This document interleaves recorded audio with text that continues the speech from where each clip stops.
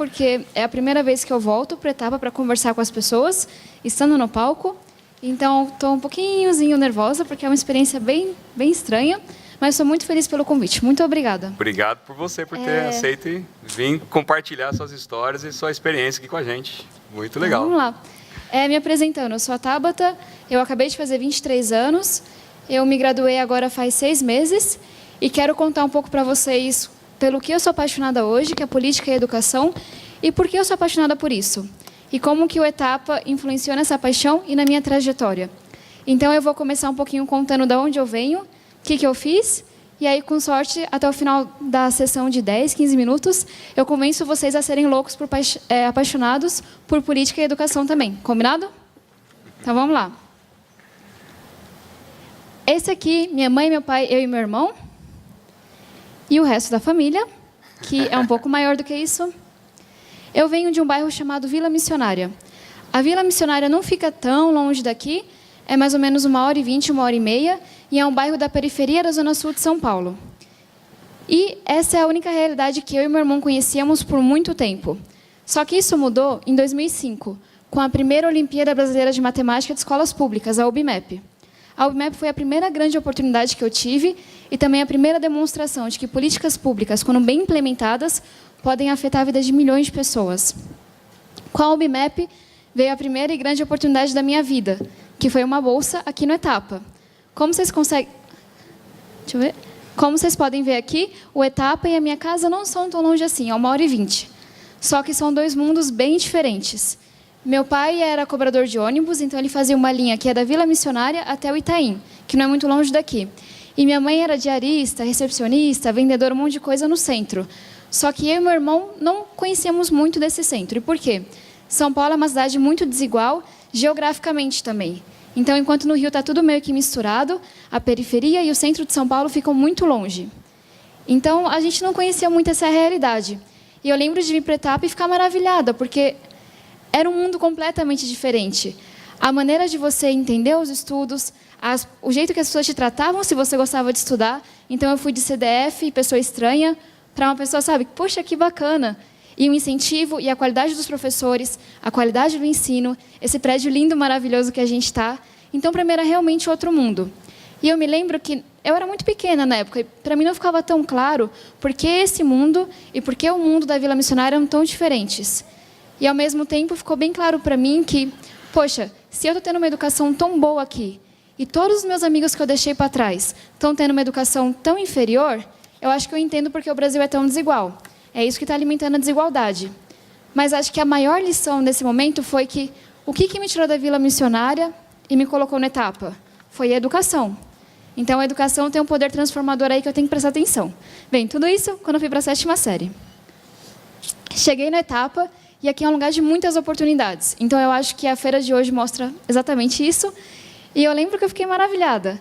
Então, foi aqui que eu tive meu primeiro grande sonho, que era representar o Brasil em uma competição internacional de ciências. Eu achava que era meio impossível, que era meio besteira da minha parte, mas meus professores e meu pai acreditavam muito em mim. Então, eles falavam, não, você vai, não sei o que lá. Eu, ok. E eu só ia tentando. E no 2º ano do ensino médio, realizei meu primeiro sonho grande e fui para a China, representar o Brasil na competição internacional de astronomia e astrofísica. E no ano seguinte, esse sonho se multiplicou por 5, então eu fui para a Turquia, fui para a Polônia e joguei em casa 2 vezes, porque as competições foram no Brasil. E acabou isso, e sabe, esse tinha sido meu primeiro grande sonho. Mas quem sonha grande sabe que, quando você termina um, aparece 2 ou 3 no lugar.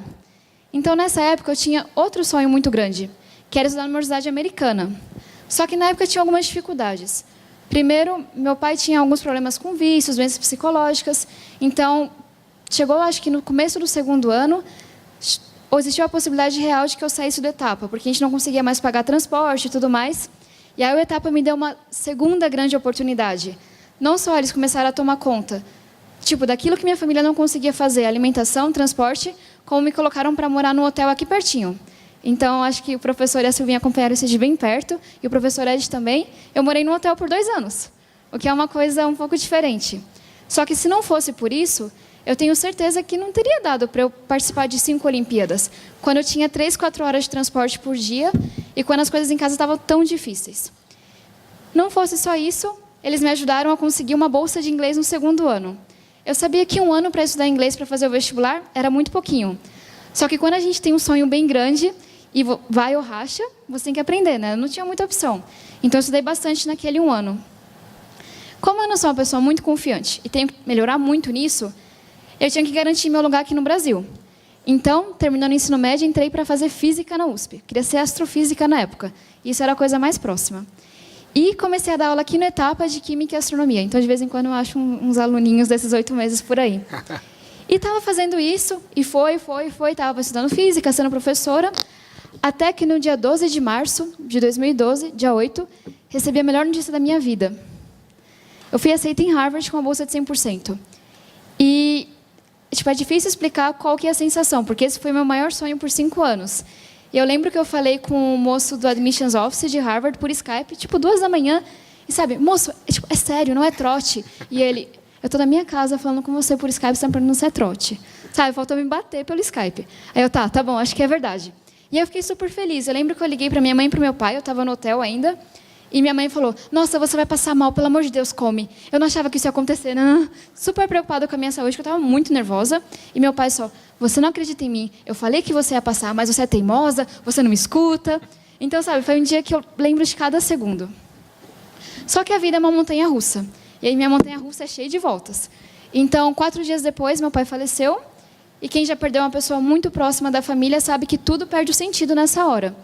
Então, eu meio que deixei de lado esse sonho de ir para os Estados Unidos e nem me dei conta das outras universidades onde eu entrei. Só que aí, mais uma vez, o Etapa estava lá, acreditando em mim, e eu lembro que a Silvinha veio para mim e falou, olha, você vai lá visitar, pelo menos você tem noção do tamanho da sua decisão. E aí lá fui eu, com passagem, com passaporte, de avião, e visitei as universidades. Então, eu fui para Columbia, fui para Yale, fui para Princeton, fui para Caltech, fui para quase todas que me aceitaram com bolsa. E era um mundo tão maravilhoso.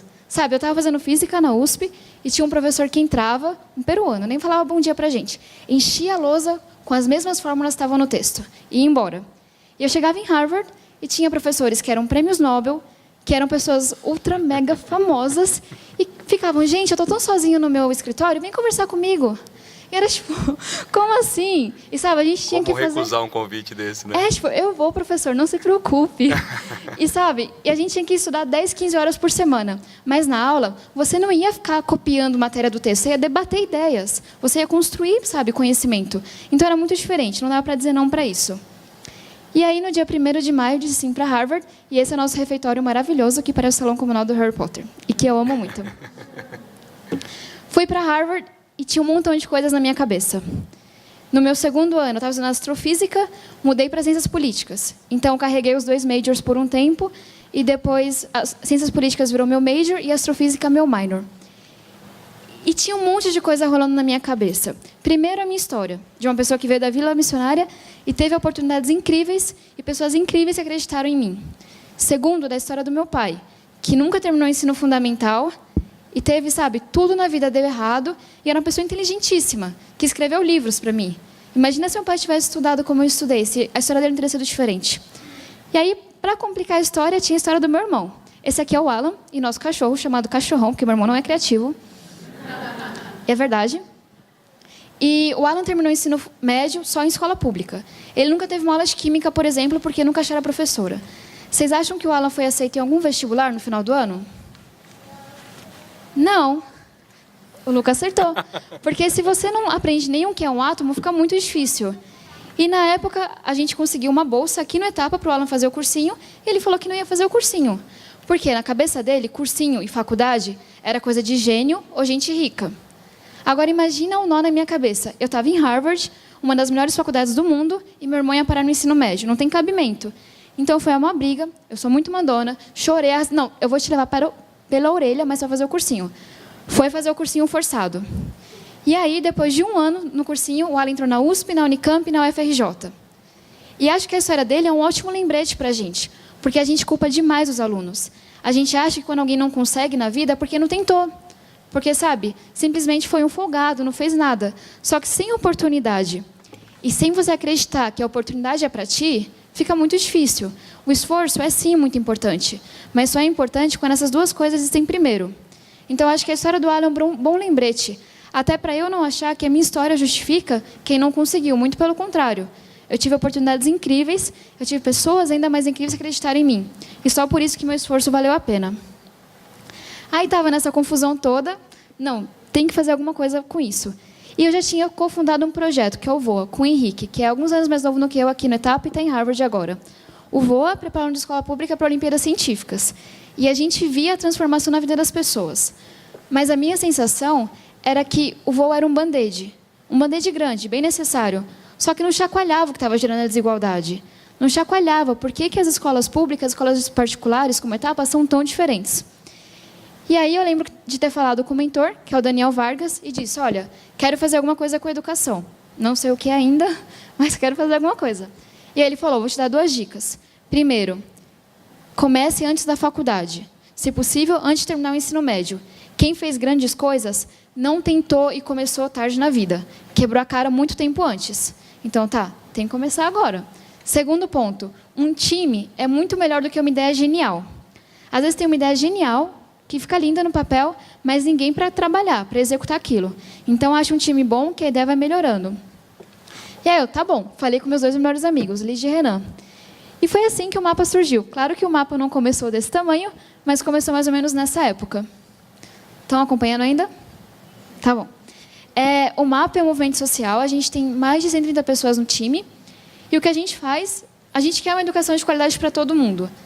E a gente acredita de verdade que isso só vai acontecer quando o jovem, como a gente, for protagonista e lutar por uma educação melhor. A gente trabalha tanto com a parte de mobilização jovem, então tem vários alunos do Etapa que já foram para a conferência do mapa, já participaram do desafio, como com a parte de fiscalização política. E aí, quem quiser saber mais do mapa, virar embaixador, facebook.com/mapaeducação, todo mundo curte e compartilha, combinado? Beleza. E aí, o mapa é uma das grandes coisas que eu faço hoje. Bem, 4 anos se passaram e eu me graduei em Harvard. Ciências Políticas, secundária em Astrofísica. E aqui são um pouquinho da minha formatura e que vocês conhecem, tem eu, tem minha mãe e meu irmão, e aqui embaixo tem a Silvinha, que foi também. E eu me graduei, voltei para o Brasil direto e tinha todo esse monte de coisa na minha cabeça. A minha história, a do meu irmão, a do meu pai, a de todo mundo que eu deixei para trás quando eu saí da escola pública, a de todo mundo que eu deixei para trás quando eu saí da USP e fui para Harvard. E estava muito claro para mim que a gente tem que fazer alguma coisa para transformar isso. E a gente tem que lutar para que a educação, sabe, seja melhor e seja mais igual no Brasil. Porque essa é a única maneira da gente criar um país menos desigual e mais justo. Então, essa é uma foto bem especial, porque foi a primeira vez que eu falei no Congresso Brasileiro, faz alguns meses. Eu lembro que eu estava, chacoalhando demais de nervoso e morrendo de medo porque eu falei uma coisa não muito legal para os congressistas. Só que eu estava lá e, meu sonho é, sabe, ser política e trabalhar com isso. Então, foi muito especial. E meu sonho hoje, de verdade, é esse. É entrar para a política, é trabalhar com movimentos sociais e lutar por uma educação de qualidade para todo mundo. Então, eu espero que... Eu sei que todo mundo está aqui, já valoriza a educação, mas que vocês estejam um pouquinho mais motivados a transformar isso em ação. Então, quando você vote um candidato, que você olhe a plataforma de educação dele. Poucas pessoas fazem isso, sabe? Ninguém votou em Dilma ou Aécio por causa da plataforma de educação deles. Ninguém olha o que os prefeitos estão propondo sobre isso. Que a gente se incomode com a qualidade da educação pública no nosso bairro. E que a gente entenda que não adianta você tentar costurar a economia ou política, o que seja. A base está na educação. Então, com sorte, estamos todos juntos lutando por isso. E, para concluir, eu só queria deixar uma mensagem que eu acho que resume bem tudo o que eu falei, que a educação realmente é a maior arma de transformação. Tanto das nossas vidas, não importa o sonho que você tenha, a educação sempre vai te aproximar desse sonho. E sempre vai te dar armas para lutar por esse sonho. Mas que também a gente não pode guardar isso para a gente. E a gente tem que começar a usar esse instrumento para transformar o mundo. Então, eu acho que é isso. Muito obrigada. E perguntas?